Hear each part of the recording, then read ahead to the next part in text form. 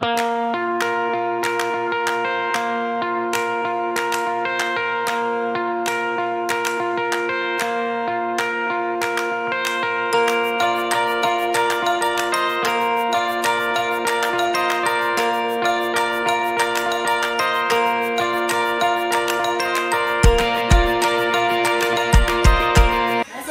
Bu. Waalaikumsalam. Selamat pagi. Terima kasih Bu atas waktunya pada kesempatan kali ini. Saya selaku calon guru pengangkatan 8 ada tugas yang harus diselesaikan, yaitu praktek wawancara mengenai pengambilan keputusan sesuai nilai-nilai kebajikan sebagai pemimpin pembelajaran. Kebetulan kan Ibu selaku kepala sekolah penggerak seni di 2 Jambu, jadi saya minta waktu sebentar ya Bu untuk wawancara. Baik Bu, pertanyaan pertama, selama ini bagaimana menurut Ibu mengidentifikasi kasus-kasus yang merupakan dilema etika atau bujukan moral di sekolah Bu? Baik, terima kasih Bu Andini atas kunjungannya sebagai calon CGP yang mewawancarai kami di SD Negeri 2 Jambu. Selama ini untuk mengidentifikasi masalah yang ada, baik itu mengenai dilema, etika, dan bujukan moral. Etika itu adalah salah satu kebiasaan atau sopan santun, tata krama, moral juga ya. Untuk mengetahui itu, caranya saya harus menggali dulu nilai-nilai yang ada atau yang bertentangan dengan menentukan siapa saja yang terlibat untuk mengikuti atau mengidentifikasi kasus dari dilema dan bujukan moral tersebut. Jadi cara saya mengidentifikasinya adalah dengan cara menentukan nilai-nilai yang mungkin nanti akan bertentangan dengan apa yang akan kita ambil kebijakan atau keputusannya. Yang kedua, mengumpulkan fakta-fakta hasil apa yang sudah kami dapat dari dilema etika itu. Yang ketiga adalah mencari fakta yang relevan serta kebenaran dari kasus tersebut. Jadi dengan cara mengumpulkan fakta-fakta yang ada, setelah itu kasus itu akan kita lihat walaupun etika dan rujukan moral itu adalah moral kebaikan, adalah yang memang benar-benar baik. Jadi itu harus kita identifikasi dulu dengan melihat fakta-fakta yang Berarti mengumpulkan fakta-fakta yang relevan Bu ya, seperti itu. Ya, baik. Jadi selama ini Bu, bagaimana menurut Ibu dalam menjalankan pengambilan keputusan di sekolah Ibu, terutama untuk kasus-kasus yang dimana ada dua kepentingan nih, yang sama-sama benar atau sama-sama mengandung nilai kebajikan? Untuk mengambil dua keputusan yang sama-sama benarnya sama ya, saya harus menyimpulkan dan melihat dulu dari beberapa keputusan. Misalnya ya, saya melihat kasus tersebut tujuannya apa. Setelah itu saya pertimbangkan seperti apa kemungkinan nanti apabila saya mengambil keputusan ini, karena dua-duanya itu adalah salah satu keputusan yang memang nilainya bagus semua. Jadi saya pertimbangkan dulu, saya ketahui tujuannya ini, berarti ini yang lebih tujuannya yang lebih baik. Setelah itu kemungkinan yang akan terjadi setelah saya ngambil keputusan ini. Setelah itu kelebihannya apa dan kekurangannya apa kalau saya ngambil keputusan saya pilih yang ini. Nah setelah itu juga apa dampak nanti yang akan kita lihat atau yang akan terjadi setelah keputusan itu saya ambil. Jadi mempertimbangkan kelebihan dengan kekurangannya Bu ya. Karena melihat dua kasus itu sama-sama baiknya, tetapi lebih dipertimbangkan lagi tujuan yang lebih utama, yang lebih mungkin kebaikan dan dampaknya nanti akan ada kebaikan seperti itu. Ya. Adakah Bu langkah-langkah atau prosedur seperti apa yang biasa Ibu lakukan selama ini dalam mengambil keputusan Bu? Ada. Satu langkahnya kita harus nilai-nilai moral atau nilai kebenaran kebaikan itu harus kita lihat dulu apa dulu, makanya lihat dulu. Setelah itu menentukan situasi siapa yang terlibat. Kan ada yang terlibat dalam penentuan sebuah keputusan ya, kebijakan itu ada siapa-siapa orangnya yang akan nanti terlibat pada kasus itu ya. Kita tentukan dalam situasi apapun, seperti apa situasinya nanti apabila kasus ini diambil. Yang ketiga, fakta itu tadi harus ada nyata, yang relevan, yang sesuai, kita lihat. Setelah itu uji kebenaran dari sebuah kasus itu tadi. Apakah kasus ini benar, walaupun semua etika moral itu adalah etika moral kebenaran, dan moral itu kan pasti kebaikan semua. Nah setelah itu kita melakukan seperti buat keputusan yang tepat, sehingga nanti pada saat kasus yang kita lihat itu dan kita ambil keputusannya tidak akan membuat kesalahan. Jadi harus membuat keputusan yang tepat setelah langkah terakhir untuk menyelesaikan suatu keputusan itu. Keputusannya harus tepat. Misalnya contohnya ya, ada dua nih guru misal sama-sama melakukan hal kebaikan, tetapi saya lihat dulu kebaikan yang ini harus memiliki keputusan yang tepat. Itu keputusannya harus tepat dan sesuai. Jadi sehingga nanti tidak mengambil kebijakan atau keputusan yang salah. Berarti selain mengandung nilai-nilai Bu ya, Ibu juga mengumpulkan fakta-fakta yang relevan, kemudian menentukan siapa yang terlibat, mungkin setelah itu membuat keputusan yang sesuai dengan kasus yang dihadapi. Baik Bu, hal apa saja yang selama ini yang Ibu anggap paling efektif nih dalam pengambilan keputusan pada kasus-kasus ini? Keputusan itu bahwa keputusan itu adalah hal yang terbaik dan kita ambil untuk keberhasilan.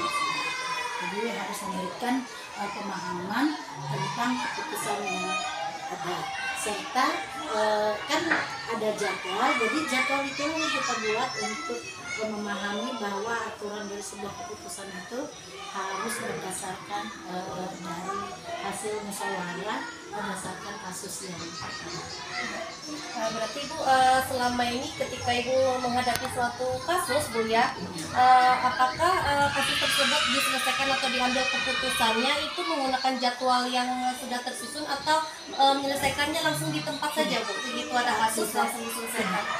kita jadwalkan kasus itu. Misalnya kita nih ada kasus, kita tidak bisa langsung di tempat itu menyelesaikan karena kita harus berdasarkan fakta tadi.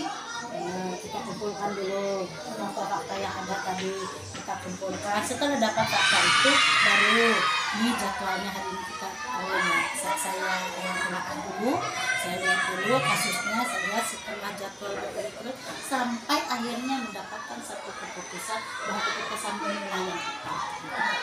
Tadi terjadwal ya. Harus jadwal. Ya, kemudian dalam pengambilan keputusan itu pasti ada orang-orang yang terlibat ya Bu, atau punya tim khusus Bu untuk ada orang-orang yang terlibat. Kalau di sekolah kami kan ada kalau untuk siswa, misalnya kasus-kasus yang untuk siswa kita ada tim, bikin tim bimbingan konseling. Kalau ada ini kalau untuk sekolah yang ada guru misalnya berkaitan dengan orang tua siswa, kita juga ada masukan dari sebuah tim. Makanya dibuat jadwal itu tadi, kita adakan pertemuan untuk membahas kasus yang mungkin nanti ada satu pautnya dengan sebuah kebijakan. Karena saya dari kepala sekolah tidak bisa mengambil keputusan itu sendiri tanpa melihat fakta atau apa yang terjadi di lapangan. Harus berdasarkan dari orang-orang, misalnya bertanya ini seperti apa ini. ya. Baik Bu, pertanyaan terakhir, dari semua hal yang sudah Ibu sampaikan, pembelajaran apa yang bisa Ibu ambil atau Ibu petik dalam pengalaman mengambil keputusan dilema etika, sekaligus juga buat bahan pembelajaran untuk saya ke depan ya Bu? Pembelajaran yang saya ambil untuk mengambil suatu keputusan, kita harus selalu berkonsultasi atau mencari tahu kebenaran dari kasus itu. jangan keburu memutuskan suatu keputusan sebelum kita melihat lebih dalam lagi ya, seperti apa etika, karena ini kan etika dan moral. Jadi kita harus mengambilnya sebaik mungkin supaya keputusan atau kebijakan yang kita ambil itu tidak salah. Gitu. Harus dikaji dulu terlebih dahulu kasus yang akan kita putuskan itu. Harus dikaji ya. Yang saya ambil adalah kita harus mengidentifikasi dulu. Tidak bisa langsung kita putuskan, kita identifikasi dulu apa kasusnya, apa ini kita buat, kita cari fakta-fakta yang apa, lalu kita putuskan. Sehingga putusan itu bukan berdasarkan dari hasil kita sendiri, tapi berdasarkan adanya kolaborasi dengan beberapa pihak yang mungkin ada kaitannya dengan kasus tersebut. Berarti harus ada kolaborasi Bu ya dengan pihak-pihak yang terkait. Baik Bu, terima kasih atas waktunya. Ya, mudah-mudahan dari hasil wawancara ini suatu saat jika saya diberi amanah, misalnya bisa seperti Ibu, bisa mendapatkan ilmu yang sudah ada ini, bisa memberikan yang terbaik. Ya. Terima kasih Bu atas waktunya. Saya ucapkan terima kasih. Wassalamualaikum warahmatullahi wabarakatuh. Selamat pagi Bu. Terima kasih, sukses selalu ya untuk guru calon guru penggerak. Semoga guru penggerak depannya akan lebih baik. Amin.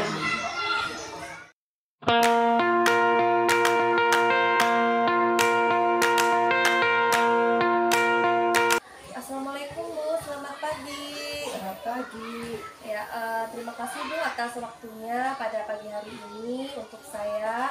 Berhubung ada tugas dari LMS, saya selaku calon guru penggerak angkatan 8 melakukan praktik wawancara mengenai pengambilan keputusan yang mengandung nilai-nilai kebajikan seorang pemimpin. Nah, berhubung Ibu adalah sekolah di SD 2 Jingas selaku kepala sekolah, jadi saya melakukan wawancara sebentar ya Bu. Ya, Mohon izin. Begini Bu, selama ini bagaimana Ibu selaku pemimpin mengidentifikasi kasus-kasus yang merupakan dilema etika atau bujukan moral di sekolah Ibu? selama ini kami biasanya mengambil keputusan yang sangat dilema, biasanya tentang dana bos yang kami gunakan sesuai joknis, tapi ternyata di suatu waktu ada dana yang keluar tidak sesuai dengan juknis yang ada. Terpaksa kami mengambil kebijakan dana tersebut sesuai dengan kesepakatan kami juga, walaupun tidak sesuai dengan juknis yang ada. Seperti itu ya Bu ya. Selama ini bagaimana Ibu menjalankan pengambilan keputusan di sekolah Ibu, terutama untuk kasus-kasus di mana ada dua kepentingan yang sama-sama benar atau sama-sama mengandung nilai kebajikan Bu? Nah, selama ini seandainya ada sesuatu masalah atau kasus yang ibaratnya bersamaan, kami biasanya Dewan Guru di sini mengambil pertimbangan hasil keputusan tersebut dengan mengadakan musyawarah.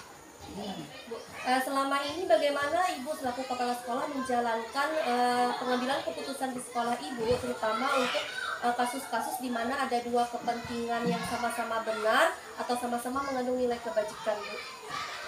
Saya mengambil keputusan melalui rapat bersama Dewan Guru sambil mempertimbangkan hasil keputusan tanpa merugikan pihak lain. Tentu itu ya, jadi tidak merugikan pihak lain tidak ya. merugikan pihak lain. Langkah-langkah atau prosedur yang Ibu biasa lakukan selama ini seperti apa Bu dalam mengambil keputusan? Dalam mengambil keputusan biasanya langkah-langkahnya kami kumpul dulu data-datanya, kami cari informasinya dulu. Setelah itu kami mengadakan musyawarah atau rapat dengan Dewan Guru. Itu saja biasanya. Ya, berarti mencari fakta-fakta yang relevan Iya, ya, yang ya relevan sebelum dan sesuai. melakukan musyawarah. Selanjutnya setelah didapatkan baru mengambil Iya. hasil keputusan melalui forum rapat atau musyawarah Bu Iya. ya. Kemudian hal-hal apa saja yang selama ini Ibu anggap efektif nih dalam pengambilan keputusan pada kasus-kasus dilema etika Bu? biasanya kami mengambil kebijakan saja yang tidak merugikan orang lain. Iya. Keputusan tetap lewat musyawarah, itu saja. Musyawarah dulu yang penting mengadakan. Ya, berarti musyawarah dulu Bu ya Iya, untuk mengambil keputusan. Kemudian hal-hal apa saja yang selama ini menurut Ibu merupakan tantangan dalam pengambilan keputusan pada kasus-kasus dilema etika, Bu? Tantangannya pertama dulu yang pasti kan bingung kan. Iya. Nah, lewat kebingungan tersebut kami biasanya ada mendapat yang tidak sepaham. Oh, ada pendapat. Tunggu dulu. Ulangi lagi.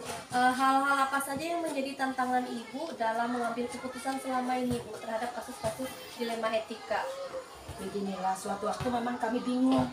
Kepala sekolah juga bisa terasa dilema dalam hal keputusan. Tetapi di sini kami ada juga yang ibaratnya kan bingung. Setelah itu ada di antara guru yang tidak sependapat dengan apa yang kita putuskan tersebut, itu yang sangat dilema. Iya, Gitu. berarti pertama bingung Bu ya, Iya. kemudian ada beberapa dewan guru yang tidak sepaham dengan Ibu seperti itu Bu ya. Kemudian apakah Ibu memiliki jadwal tertentu dalam penyelesaian mengambil keputusan, atau mengambil keputusan ini mengambil keputusannya langsung di tempat seperti apa Bu? Kan bila hal tersebut ada, kan kita tidak tahu kapan Iya. datangnya masalah atau kasus tersebut. Biasanya kami mengambil keputusan di saat itu juga, di saat kejadian itu kami rembuk bersama, setelah itu kami selesaikan bersama juga. Berarti tidak ada jadwal yang Tidak tersusun ada, Bu ya. iya. Jadi di mana ada kasus terjadi langsung diambil keputusannya bersama dewan-dewan guru. Baik Bu, seterusnya adakah seseorang atau faktor-faktor yang mempermudah Ibu dalam mengambil keputusan, mungkin orang-orang yang terlibat dalam Ibu mengambil keputusan? Pasti ada lah, nggak mungkin tidak ada. Itu kan yang pasti guru-guru di tempat sini yang ada, yang pasti sudah memperkenalkan kami untuk musyawarah. Berarti ada Bu ya, rekan-rekan guru yang ada di sini ya Bu ya. Ya Bu, pertanyaan terakhir dari semua hal yang disampaikan tadi, kira-kira menurut Ibu nih dari kasus-kasus dilema etika, pembelajaran apa yang dapat Ibu ambil atau yang Ibu petik setelah pengambilan keputusan tersebut Bu? Nah, dari hal ini yang pastikan kita menanamkan kesabaran dulu dalam diri kita. Oleh mengambil keputusan kan tidak mudah, dan juga otak dingin yang kita jalankan di sini, dan kolaborasi lah. Dengan itu berarti kita harus dengan sabar, otak dingin, dan kita dalam hal memutuskan sesuatu kan perlu hal tersebut, dan juga adanya kolaborasi dengan pihak yang terkait. Itu saja biasanya kami. Iya, luar biasa Bu.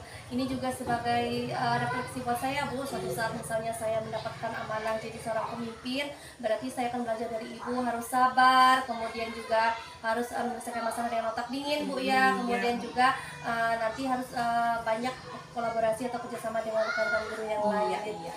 Baik Bu, terima kasih atas waktunya pada kesempatan kali ini. Saya ucapkan terima kasih Bu ya. Assalamualaikum, selamat pagi Bu. Ya, semoga sukses. Oke. Amin.